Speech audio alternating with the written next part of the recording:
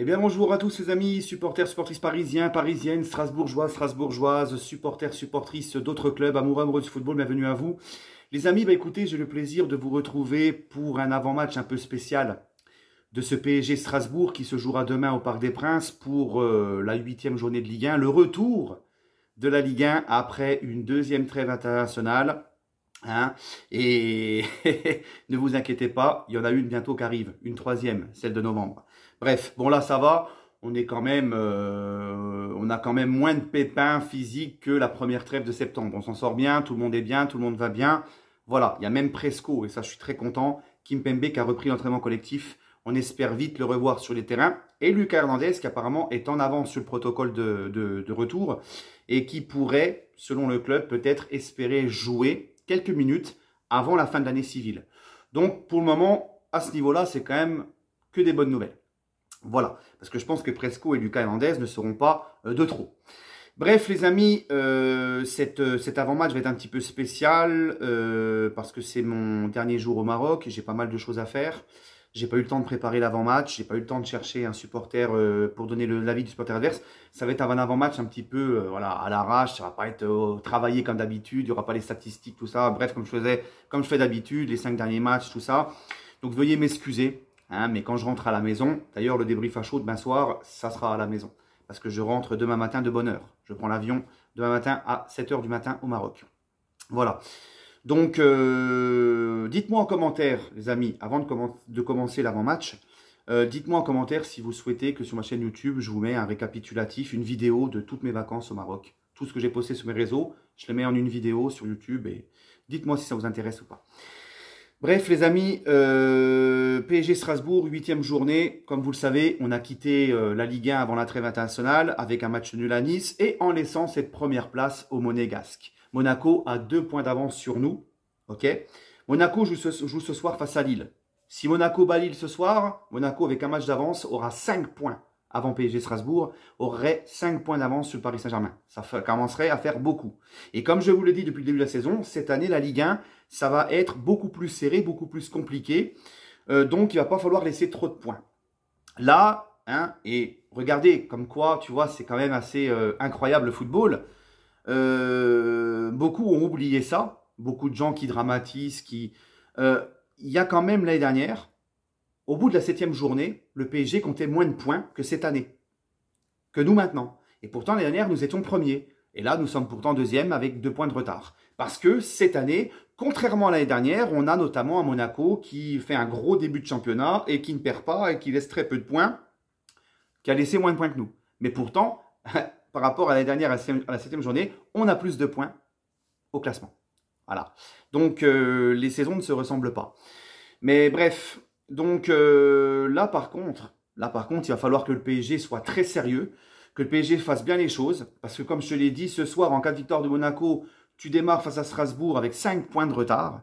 Donc dans tous les cas, de toute façon, il va falloir absolument gagner demain. Tu as un gros calendrier qui arrive. Il y a mardi, il y a Eindhoven qui arrive aussi au parc. D'accord? Donc ça, on en reparlera dans l'avant-match. Il y a un gros calendrier. Il y a le 27 octobre, il y a le classique à Marseille. Ça va être pas un match facile, ça va être un gros match aussi, je pense. Donc là, il va falloir que nos Parisiens, ça y est, là, il va falloir se bouger, il va falloir vraiment se mettre dedans. Parce que comme le match face à Nice, moi je suis désolé, mais face à Nice, encore une fois, je vais revenir dessus, mais j'ai vu un PSG en première mi-temps qui avait très peu d'envie, qui mettait très peu de mouvement. Hein, alors, comme je l'ai dit dans ma vidéo, Luis Enrique est le patron du PSG dans déplaise aux joueurs. Les joueurs qui soi-disant se plaignent parce que le PSG ne joue pas assez en transition mais trop en possession. Mais c'est pas, tu vois, c'est pas de la faute. Face à Nice par exemple, tu as la possession du ballon, mais c'est pas de la faute à Luis Enrique si tu as très peu d'occasions. Non, c'est parce que tu ne bouges pas le cul sur le terrain. Quand tu as la possession, que tu mets du mouvement, que tu mets de l'intensité, que tu mets du rythme, tu en as des occasions.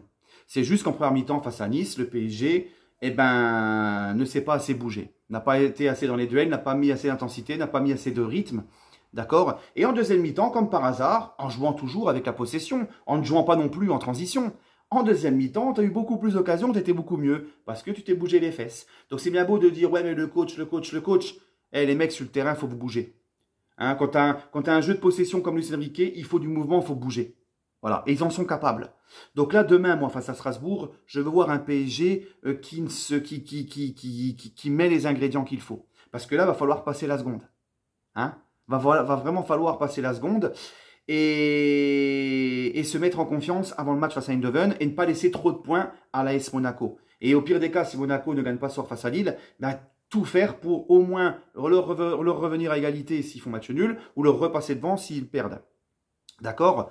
Donc voilà. Parce que cette équipe de Strasbourg, les amis, elle est 7e. Cette équipe de Strasbourg, elle a perdu qu'un seul match depuis le début de la saison. Elle a fait 4 nuls de défaite, 4 nuls de victoire, une défaite.